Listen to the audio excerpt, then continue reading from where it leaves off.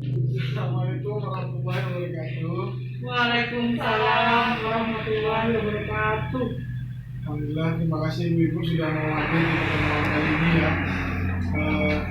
Apakah ibu-ibu sudah cuci tangan tadi sebelum masuk, sebelum acara?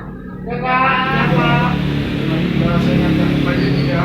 Sekarang ini masa kayak gini wajib sering-sering cuci tangan, pakai masker kalau keluar rumah. Jadi gunanya pakai masker apa? Biar ibu aman dari virus. Saya pakai masker mengamankan ibu-ibu semua gitu ya.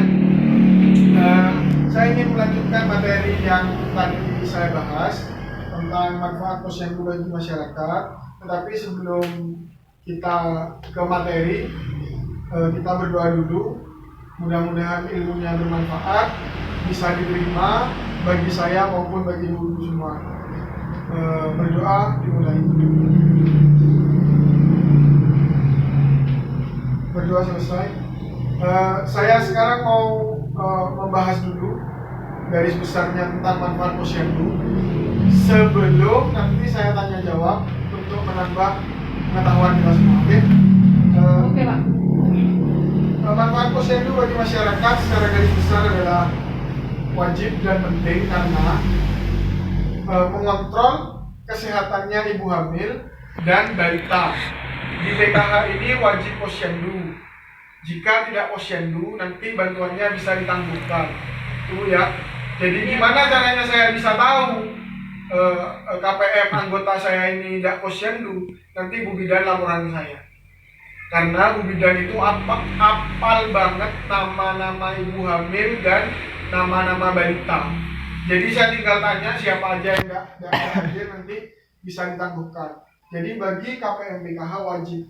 Sebenarnya bagi semua orang wajib, tapi kita tidak perlu menutup-nutupi banyak juga yang tidak ke posyandu karena mereka lebih mementingkan saya anak rajin, anak saya sudah besar, tidak perlu ikut-ikut seperti itu, anak saya sudah sehat.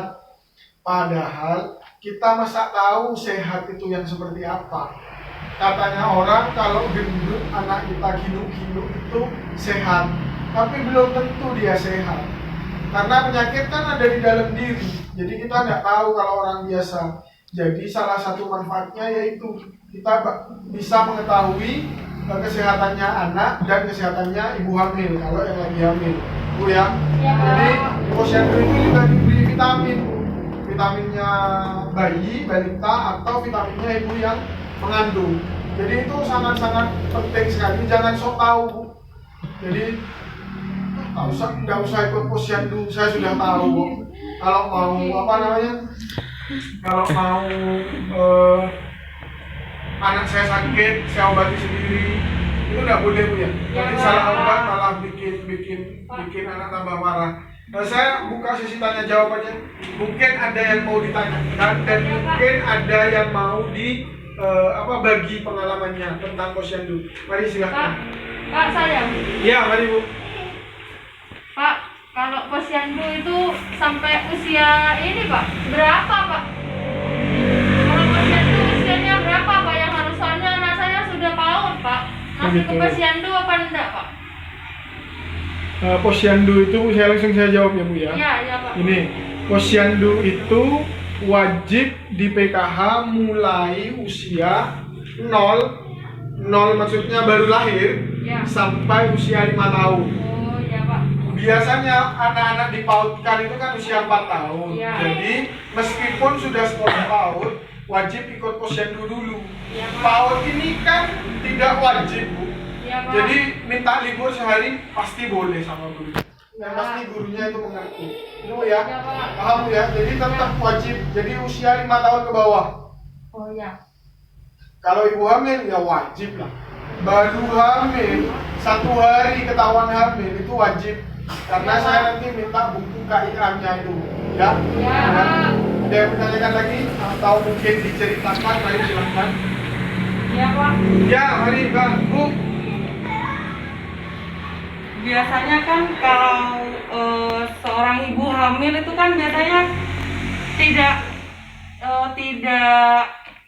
tahu gitu Pak kalau dirinya sedang hamil gitu. Biasanya kan telat 2 minggu gitu. Tetapi dia sendiri tuh sudah hamil gitu Pak. Itu bagaimana? Oh gitu ya. Begini Bu, salah satu manfaat posyandu ya juga itu. Kita dapat mengetahui kita hamil atau tidak. Jadi gini, di posyandu itu kan pemeriksaan kesehatan yang periksa bidan sama perawat, otomatis mereka lebih ngerti daripada kita. Makanya kita kan, kalau ibu-ibu biasanya, kalau saya nggak tahu Bu, saya dengar cerita dari saudara dan istri saya begitu. Ketika telat, kita kan takut seharusnya. Kalau nggak takut ya gimana Bu ya kan? Seharusnya sebagai manusia kita telat, kok saya nggak mens ya, padahal sudah jadwalnya. Itu perlu ditanyakan. Nah, misalkan ibu-ibu ini jauh nih posisi dari rumah ke tempat bidan atau jauh ke puskesmas. Nah, di posyandu itu kan kita lebih dekat karena bu bidan yang pergi ke tempat kita. Misalkan kita tempat kita kan di dusun kan, dusun apa misalkan dusun Pandigong, ya bidannya ada di situ nanti di rumahnya siapa gitu. Itu ya. Jadi, nah ketika datang posyandu ditanyakan secara detail nggak apa-apa. Kita jangan pernah malu sama-sama cewek kok. Sama-sama cewek.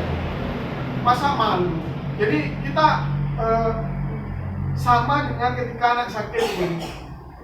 Ketika anak sakit, kita kan otomatis tanya nih, kenapa anak saya sakit? Kenapa sakit apa?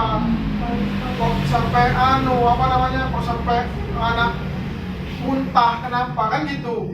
Jadi kita juga harus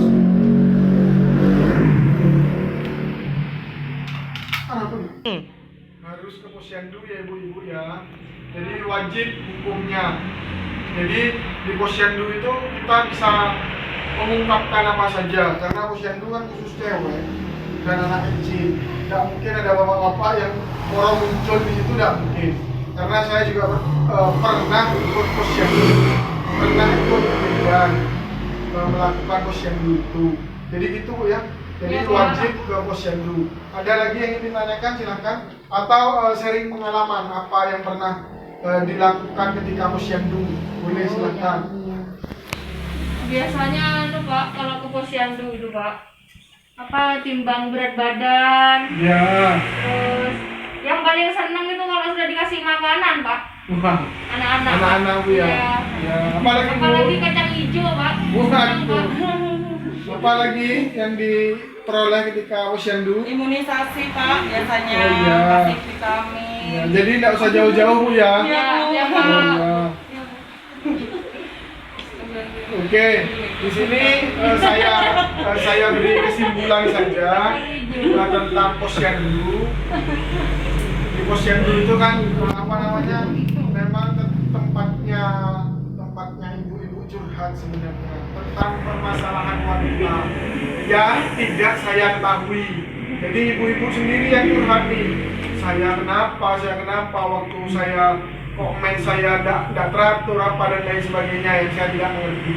Jadi yang saya ketahui saja yang saya ceritakan tentang di posyandu itu kita bisa mengontrol perkembangan anak yang pertama. Yang kedua mengontrol kondisi kehamilan itu ya. Jadi begitu pentingnya posyandu bagi kita. Jadi kita tidak perlu jauh-jauh ke puskesmas. Ya karena kondisi kayak sekarang kita kan juga ngeri sedap Bu ya, mau keluar terus mau ke puskesmas di sana. Nah iya kan di sana juga takut. Nah ya benar Bu. Jadi apalagi kayak gini kondisi seperti ini. Jadi saya akan menjelaskan tentang manfaatnya Bu secara rinci di sini di modul yang kesehatan dan gizi. Saya bacakan aja Bu ya biar lebih jelas. Ya, Ini Pak. tentang buku panduannya. Gini, manfaat posyandu bagi masyarakat memperoleh kemudahan mendapatkan informasi dan pelayanan kesehatan bagi ibu, bayi dan anak balita yang saya sampaikan tadi. Jadi ketika anak kita sakit nih, kita tidak bisa nebak. Kita juga tidak bisa nebak ini obatnya apa. Jangan disamakan. Anak misalkan anak tetangga panas nih, obatnya ini kita contoh. Jangan seperti itu. Karena panas pun ada berbagai macam. Itu ya. Yang kedua, Ada yang tanyakan, silakan. Enggak Pak, enggak. Yang kedua, pertumbuhan anak balita terpantau sehingga tidak menderita kurang gizi atau gizi buruk yang saya sudah sampaikan tadi. Iya. Terus yang ketiga, bayi dan balita mendapatkan kapsul vitamin A. Dan ini yang kita tidak dapatkan di tempat lain. Misalkan ya kita tidak posyandu, masa kita mau dapat dari mana? Iya. Kita mau beli. Ya kalau cocok sama anak, kan gitu. Iya. Nah, yang keempat, bayi memperoleh imunisasi lengkap. Ya Bu ya. Iya. Terus yang kelima, ibu hamil akan terpantau berat badannya dan memperoleh tablet tambah darah serta imunisasi tetanus. Ibu nifas memperoleh kapsul vitamin A dan TTD.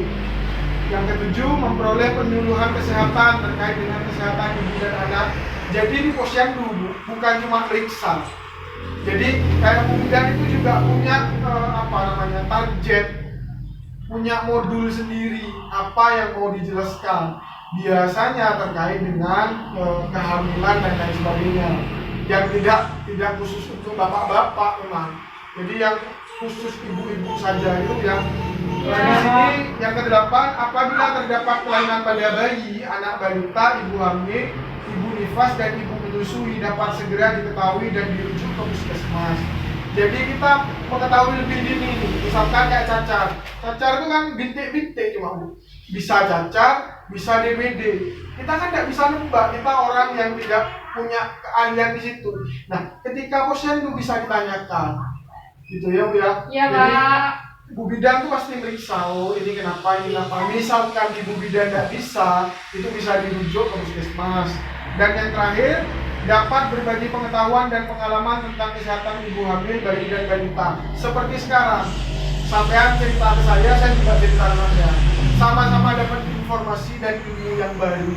Itu ya. Iya Pak. Gitu saja mungkin pertemuan kali ini. Mudah-mudahan bermanfaat bagi ibu-ibu semuanya. Amin. Sebelum kita mengakhiri, kita berdoa menurut keyakinan masing-masing dimulai. Berdoa selesai. Assalamualaikum warahmatullahi wabarakatuh. Waalaikumsalam warahmatullahi wabarakatuh.